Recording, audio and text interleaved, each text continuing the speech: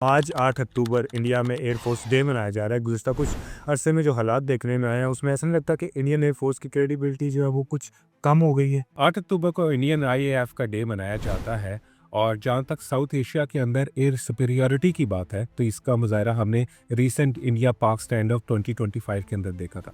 जो आपका सवाल है कि बतौर इंस्टीट्यूट काबिल एहतराम है इंडियन आईएएफ भी, यकीनन वो अपने मुल्क का दिफा करते हैं, लेकिन उसके अंदर बहुत ज़्यादा खामियाँ पाई जाती है। मैं आपको एक आदाद शुमार देता हूँ कि सितंबर 2023 तक जो क्रैशेस हुए हैं वो हुए 2374, 2374। इसके अंदर फाइटर जेट्स कितने थे? 1126।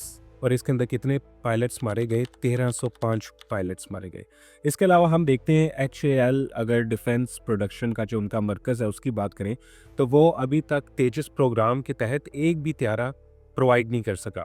इंजन मकामी भारत के पास नहीं है अपने किसी भी तैयारे के अंदर, और उन्हें स्क्वाड्रन स्ट्रेंथ के अंदर 26% के डेफिसिट का सामना करना पड़ा। पूरी दुनिया एक तरफ क्लेम करती है कि भारत के जेट्स गिरे हैं और वहीं अगर भारत को देखो तो हर हफ्ते आए दिन कुछ ना कुछ फिगर बढ़ाते जाते हैं, जैसे 2, 4, 6 और अब कहते हैं 17 गिरे हैं पाकिस्तान के। वो तो ये कहते हैं, लेकिन ये तो ट्रंप भी मान चुके हैं, उनकी स्टेटमेंट भी मंजर आम के ऊपर है। ऊपर से जो क्रैशेस वहाँ पे गिरे थे, मलबा गिरा था, उनकी भी सैटेलाइट इमेजेस जो है वो दस्तयाब है। और 7 मई को भटिंडा के अंदर आप 2 दलित जब ये क्रैश हुआ था उस हादसे के नतीजे में मारे गए थे। उनका नाम था गोविंद कुमार और राजकुमार, और राजकुमार की बेवा ने हुकूमत हिंद से मुआवजे का मुतालबा भी कर रखा। ये तो फिर इंडिया के लिए खुद एक बहुत बड़ा कंसर्न है ना, अगर इतने बड़े लेवल के ऊपर ये चीज़ें चल रही हैं तो फिर इसके ऊपर आवाज़ कोई क्यों नहीं उठा रहा? देखिए, ऑफिशियल्स तो इसके ऊपर सवाल उठाते रहते हैं। जो Indian deputy air chief marshal थे, ये इंडिया पाक स्टैंड ऑफ 2025 के दौरान ही इन्होंने बयान दिया था कि आईएएफ के अंदर जो डिफेंस प्रोक्योरमेंट का सिस्टम है वो ठीक नहीं है और सामान आता नहीं है और मुआहदे होते रहते हैं।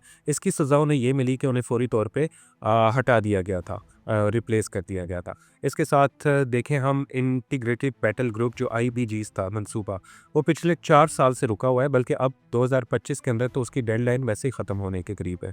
आकाश मिसाइल सिस्टम की बात करें तो उसकी एक्यूरेसी हो या प्रैक्टिसेस के अंदर MSRAM के तहत उसकी जो एक्यूरेसी है वो 50% से भी कम निकली है।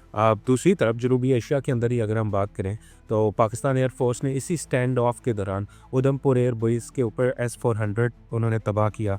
उसके बाद ब्राह्मोस मिसाइल की जो वो डिपो था उसके ऊपर अटैक किया गया। ब्रिगेड हेड जो क्वार्टर था उसको उड़ा दिया गया, और सारे के सारे मिलिट्री टारगेट्स को बगैर किसी नुकसान के पूरी प्रोफेशनलिज्म के साथ अचीव किया गया था।